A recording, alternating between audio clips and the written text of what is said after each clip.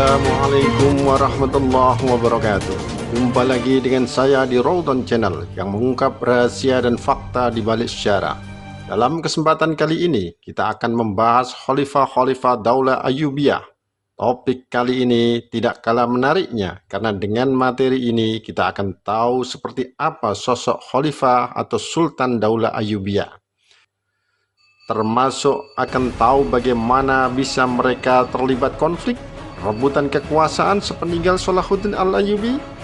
Selain itu, topik ini juga akan mengungkap fakta bahwa ternyata para budak yang awalnya digembleng keluarga Ayyubiyah justru membangun kekuatan sendiri untuk menghancurkan Daulah Ayyubiyah dengan bendera Mamluk. Mengapa bisa begitu? Kalian ingin tahu? Yuk kita membahasnya. Sebagaimana dibahas di video sebelumnya, Daulah Ayyubiyah merupakan pemerintahan Islam yang dirintis Salahuddin Yusuf Al-Ayyubi, seorang panglima perang bangsa Kurdi. Didirikan di Mesir lalu berpindah ke Damaskus sebagai pusat pemerintahannya, Daulah Ayyubiyah tercatat berkuasa selama kurang lebih 79 tahun. Dari tahun 1174 dan hancur digulingkan gerakan Mamluk tahun 1252 Masehi. Daulah ini dipimpin 9 sultan, tetapi ada referensi menyebut jumlahnya tercatat 10 sultan. Insya Allah kita bahas seluruhnya 10 sultan yang memerintah Daulah Ayyubiyah, karena daulah ini sangat unik, berbeda dengan daulah-daulah Islamiyah lainnya. Hal ini karena sejak awal kekuasaan daulah ini terpencar-pencar dan juga masih berada di bawah naungan Daulah Abbasiyah. Baiklah, kita mulai membahas dari sosok pendiri Daulah Ayyubiyah, yakni Salahuddin Yusuf Al-Ayyubi. Sosok sultan pertama Daulah Ayyubiyah ini tidak perlu kita bahas panjang karena sudah dibahas di video sebelumnya. Juga nanti akan kita bahas secara tersendiri sosok dan kiprahnya sebagai pahlawan perang salib bagi umat Islam.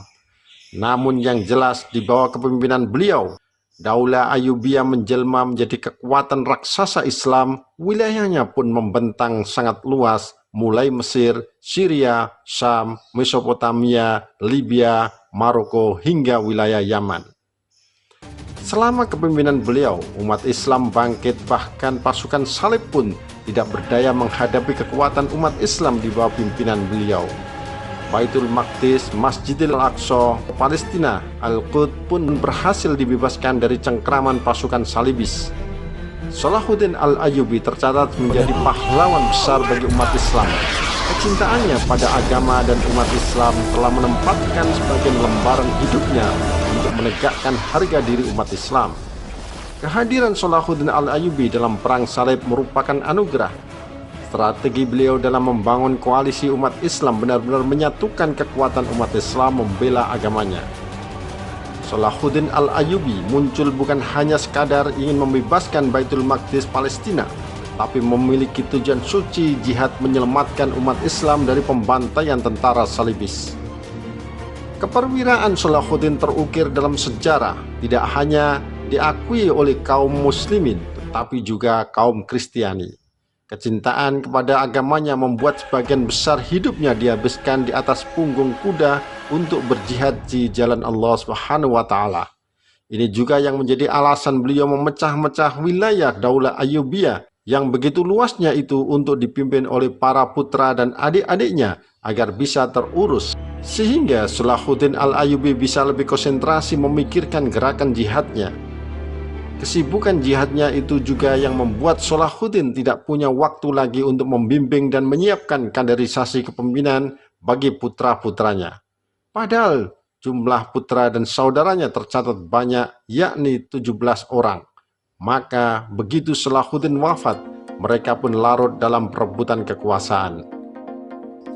Tetapi ada yang menarik pada kepribadian Salahuddin Yusuf Al-Ayyubi, sebagaimana ditulis dalam buku berjudul Bangkit dan Runtuhnya Daulah Ayyubiyah karya Profesor Dr. Ali Muhammad As-Salabi. Dalam buku tersebut dituliskan bahwa Salahuddin wafat di kota Samosata, Damaskus tahun 1193 Masehi di usia 57 tahun. Saat meninggal, ternyata Salahuddin hanya meninggalkan harta berupa senjata, kuda, dan uang sebesar 36 dirham. Padahal Salahuddin merupakan penguasa besar dengan wilayah kekuasaan sangat luas. Harta rampasan juga tidak sedikit, sehingga bila beliau ingin memperkaya diri sangat mudah dilakukan. Tetapi itu tidak dilakukan. Itu pun harta peninggalannya diserahkan putra sulung Salahuddin, yakni Al-Afdal Ali, ke Khalifah Daulah Abbasiyah di Baghdad sebagai bentuk pertanggungjawabannya. Dari fakta ini menunjukkan betapa luhurnya kepribadian Salahuddin, sekaligus juga menunjukkan keberadaan Daulah Ayyubiyah tetap taat berada di bawah pemerintahan Daulah Abbasiyah kala itu. Wafatnya Salahuddin Al-Ayyubi tentu meninggalkan kesedihan mendalam bagi umat Islam. Apalagi beliau meninggalkan kekosongan kekuasaan yang tidak sanggup diisi lagi oleh siapapun dari 17 putra dan adik-adiknya. Ironisnya, yang terjadi justru perebutan kekuasaan. Sesuai ditulis dalam buku berjudul Bangkit dan Runtuhnya Daulah Ayyubiyah karya Profesor Dr. Ali Muhammad As-Salabi, Salahuddin Al-Ayyubi memiliki banyak anak juga saudara. Di antara saudara atau adik-adiknya bernama Al-Adil Saifuddin, Saiful Islam Tughutigin, Al-Mu'ayyad, dan Al-Mu'is. Sementara putra Salahuddin diantaranya bernama Al-Afdal Ali, Al-Aziz Imaduddin Utsman, Az-Zahir Giyas Ghazi, dan Az-Zafir Khidir. Nah, Salahuddin sepertinya telah menyadari potensi konflik keluarganya. Karena itu sebelum meninggal, beliau telah mengantisipasi dengan menunjuk putra tertuanya, Al-Afdal Ali, sebagai putra mahkotanya. Maka ikhtiar wasiat tersebut dijaga dan dipegang teguh oleh adiknya Al-Adil Saifuddin Abu Mulk bin Najmuddin Ayyub. Maka saat beliau meninggal, Al-Adil pun hadir bersama para keponakannya, putra Salahuddin, untuk menerima ucapan bela sungkawa. Dan setelah pemakaman, Al-Afdal Ali meminta para amir dan para mamluk budak yang dibina menjadi prajurit memperbarui baiat untuk dirinya seraya bersumpah patuh dan setia pada dirinya. Namun sebagian dari mereka, khususnya dari kalangan mamluk, mengajukan persyaratan diberi wilayah kekuasaan. Dari sini benih-benih pemberontakan dari kalangan mamluk sudah mulai terlihat. Kondisi kelangsungan Daulah Ayyubiyah kian mengkhawatirkan karena kematian Salahuddin Al-Ayyubi juga dimanfaatkan tentara Salibis. Mereka menjajaki kemampuan umat Islam pasca wafatnya Salahuddin Al-Ayyubi dengan menguasai kota Jabil berikut bentengnya tahun 1194 Masehi. Maka Sultan Al-Afdal Ali sebagai putra mahkota pun berangkat untuk membebaskan kota tersebut, namun gagal. Kematian Salahuddin juga dimanfaatkan penguasa Mosul Izzuddin Mas'ud sebagai kesempatan emasnya. Dia bergerak menduduki negeri-negeri di belahan timur. Begitu juga dengan Imaduddin Jangki II, masih bertahan memerintah wilayah Sinjar. Juga Qutbuddin Shokmen pun memerintah Hasan Kef dan Amid. Sementara Nasiruddin Mangkurius menguasai wilayah Sahyun. Itulah kondisi Daulah Ayyubiyah setelah ditinggal Salahuddin Al-Ayyubi. Karena itu, keluarga Salahuddin membuat terobosan dengan membagi-bagi wilayah kekuasaan. Anak tertua Salahuddin yang menjadi putra mahkota, Al-Afdal Ali bin Salahuddin, diberi wilayah kekuasaan Damaskus, Al-Qud, Balbe, Sahad, Tabin, hingga ke perbatasan Mesir. Sementara adik Al-Afdal yakni Az-Zahir Giyas Ghazi bin Salahuddin diberi wilayah Aleppo dan Suriah Utara. Sedangkan saudara lainnya Az-Zahir Khidir menguasai wilayah Busra. Adapun adik kandung Salahuddin yakni Al-Adil Saifuddin diberi kekuasaan wilayah di Al-Qara, Mesopotamia, Roha, hingga wilayah Diyarbakir. Adik Salahuddin lainnya Saiful Islam Tughutigin menguasai wilayah Yaman dan semenanjung Arabia. Sementara Sultan Amjad Majduddin diberi wilayah kekuasaan Balbe dan sekitarnya. Sedangkan Sultan Al-Mansur I Muhammad bin Taqiyuddin Umar diberi memerintah wilayah Hama. Pembagian wilayah kekuasaan tersebut diterima keluarga Salahuddin. Namun dalam perkembangannya, ternyata Sultan Al-Afdal Ali seringkali menyalahi tradisi Salahuddin, termasuk mengangkat wazir atau perdana menteri Diyauddin bin Al-Asir, adik kandung sejarawan Ibnu Katsir. Wazir tersebut diberi kewenangan penuh. Al-Afdal pun membiarkan wazirnya bersikap sewenang-wenang hingga mengundang kemarahan para amirnya. Para amir dan mantan konsultan Salahuddin yang tidak tahan akhirnya lari ke Kairo, Mesir, mengadukan kepada saudaranya Al-Afdal, yakni Al-Aziz Imaduddin Utsman. Nama lain dari Al-Aziz adalah Abul Fatah. Dari kecil, Al-Aziz tercatat sebagai pemuda tampan, cerdas, kuat, lincah, suka menolong, energik, dermawan, dan sangat budiman. Mendapat pengaduan itu, Al-Aziz Imaduddin Utsman merasa prihatin melihat tingkah laku buruk pemerintahan Al-Afdal yang menyerahkan urusan pemerintahnya kepada seorang wazir. Apalagi Al-Afdal juga suka bermain-main dan bergelimang dengan kesenangan, ditambah lagi dengan ketidakmampuannya menghadapi tentara salibis yang merampas kota Jabil. Al-Aziz pun bertekad merebut negeri Syam dari saudaranya itu, menyusul dorongan sejumlah amir mendiang Salahuddin Al-Ayyubi kepadanya. Mengetahui rencana itu, Al-Afdal berkirim surat ke Al-Aziz meminta dikasihani. Namun surat itu dicegah oleh wazirnya, Diyauddin bin Al-Athir, yang justru menganjurkan memeranginya. Akibatnya permusuhan antara keduanya pun terjadi. Pamannya Al-Adil mencoba menengahi permusuhan kedua putra Salahuddin Al-Ayyubi itu, hingga akhirnya Al-Afdal memilih mengundurkan diri dari dunia politik dan lebih memilih kehidupan zuhud. Ia lebih fokus beribadah dan meninggal dunia secara mendadak tahun 1225 Masehi di kota Samosata di usia 57 tahun. Di kota itulah juga ayah Al-Afdal, Salahuddin Al-Ayyubi, meninggal dunia di usia yang sama, 57 tahun. Dan atas saran pamannya Al-Adil, maka Sultan Al-Aziz Imaduddin Utsman datang ke Damaskus untuk menegaskan kepemimpinan Daulah Ayyubiyah. Sultan Al-Aziz menjadi penguasa pusat Daulah Ayyubiyah, sementara pamannya Al-Adil menjadi penguasa Damaskus dan wilayah Syam. Namun belakangan Al-Adil menyerahkan kekuasaannya kepada Sultan Al-Aziz. Meski begitu, Al-Adil menjadi wakil dari Sultan Al-Aziz dan berhak mengatur pemerintahan di Mesir.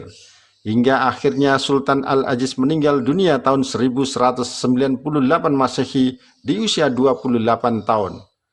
Beliau tidak meninggalkan harta benda apapun, padahal para pejabatnya bergelimangan harta. Beliau tercatat berkuasa selama 6 tahun 1 bulan.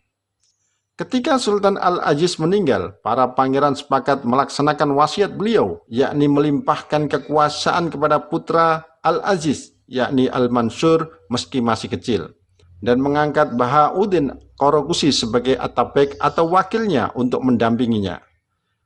Semua setuju, namun dua pamannya, yakni Al-Mu'ayyad dan Al-Mu'is, menolak bergabung kecuali diangkat menjadi Atabeknya. Namun akhirnya posisi Atabek atau wakil diserahkan kepada Al-Adil. Namun begitu, dalam perkembangannya, Al-Adil meminta fatwa kepada para ulama dan ahli fikih atas hukum anak kecil menjadi seorang pemimpin. Fatwanya tidak boleh anak kecil memimpin, apalagi masih ada orang yang layak yang bisa menjadi pemimpin. Atas dasar itulah Al-Adil mengendalikan kekuasaan Daulah Ayyubiyah, sementara Al-Mansur dikirim untuk sekolah hingga dewasa, sehingga praktis Sultan Al-Mansur hanya memimpin selama 2 tahun sejak tahun 1198 hingga 1200 Masehi. Setelah itu kekuasaan Daulah Ayyubiyah dipimpin Sultan Al-Adil, dan setelah kekuasaan di Mesir juga berada di genggamannya, Sultan Al-Adil mengangkat putranya Al-Kamil Nasiruddin Muhammad sebagai wakilnya di Mesir.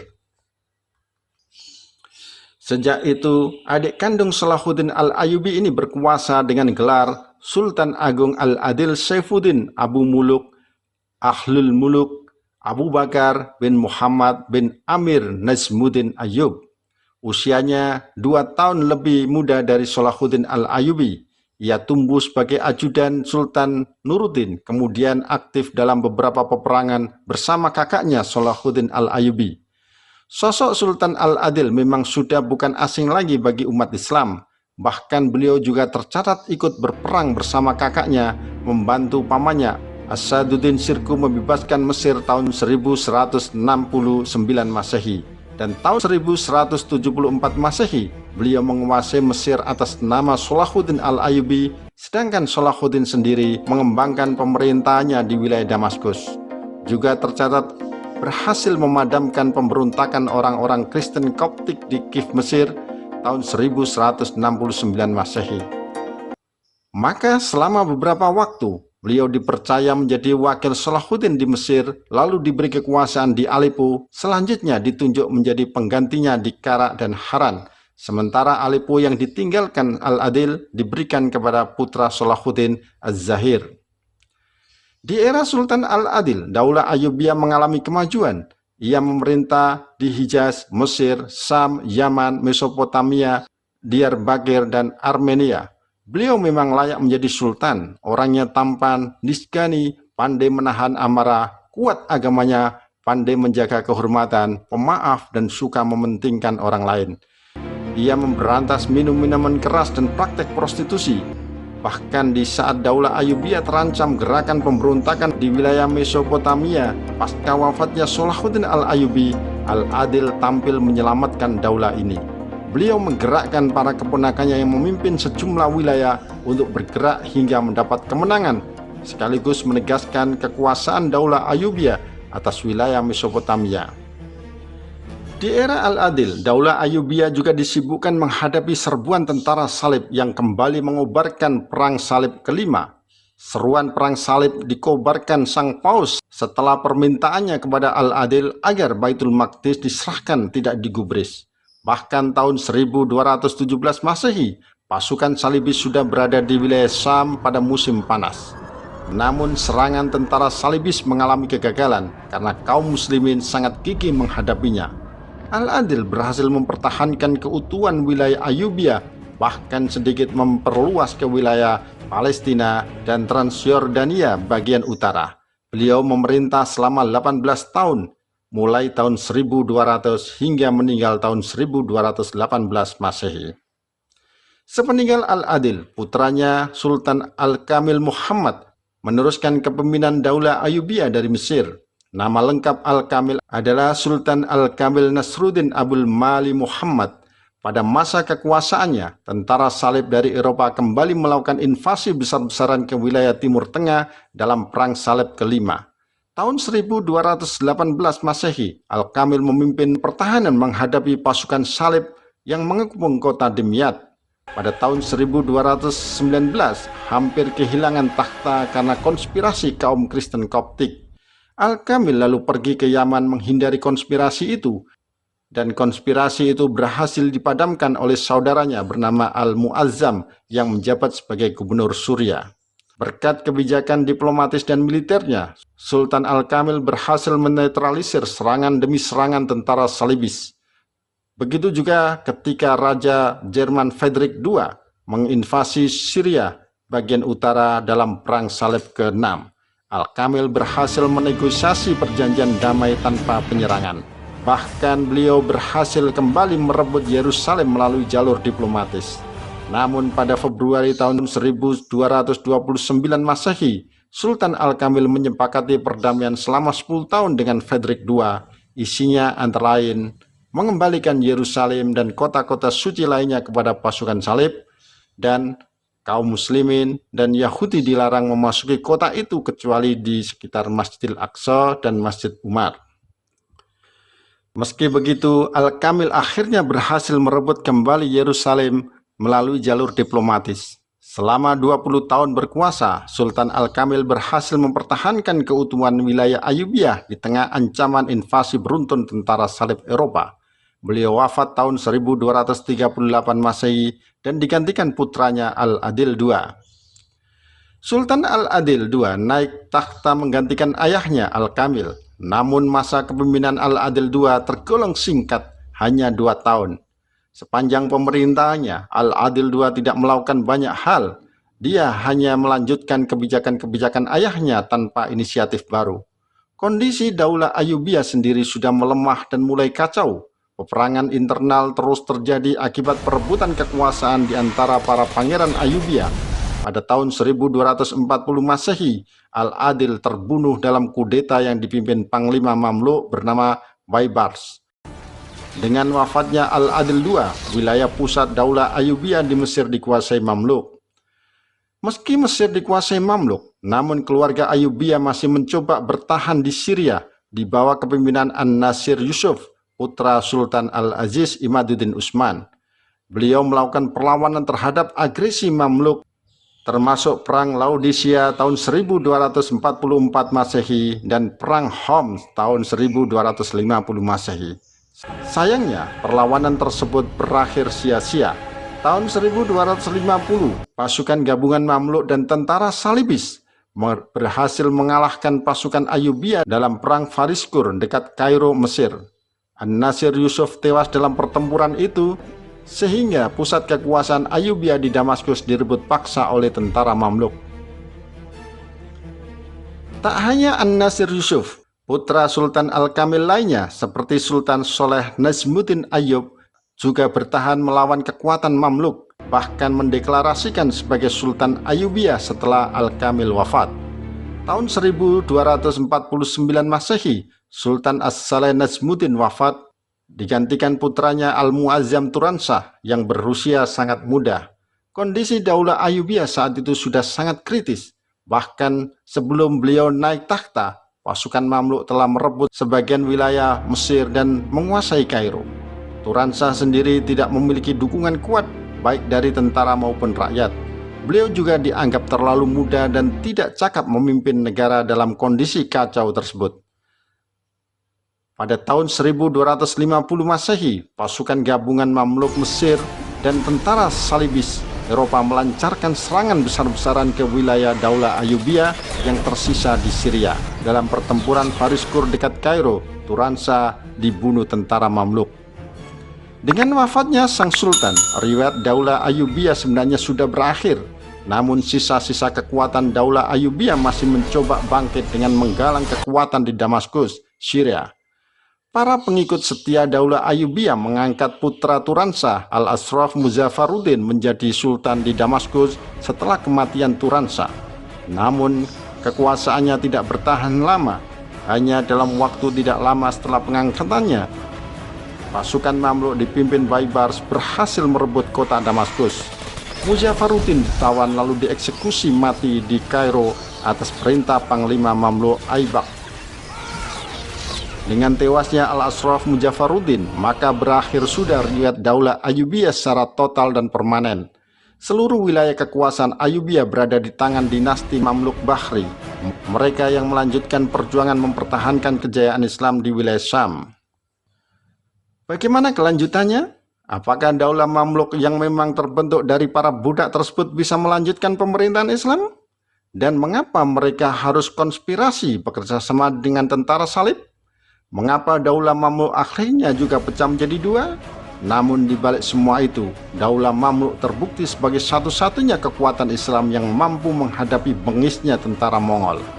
Mengapa keluarga Daulah Abbasiyah yang selamat dari pembantaian tentara Mongol memilih berlindung di Daulah Mamluk dan menjadikan daulah ini sebagai benteng terakhirnya? Insya Allah akan kita bahas di video selanjutnya, termasuk bagaimana Daulah Mamluk akhirnya ditaklukkan dan setia kepada Daulah Turki Utsmani.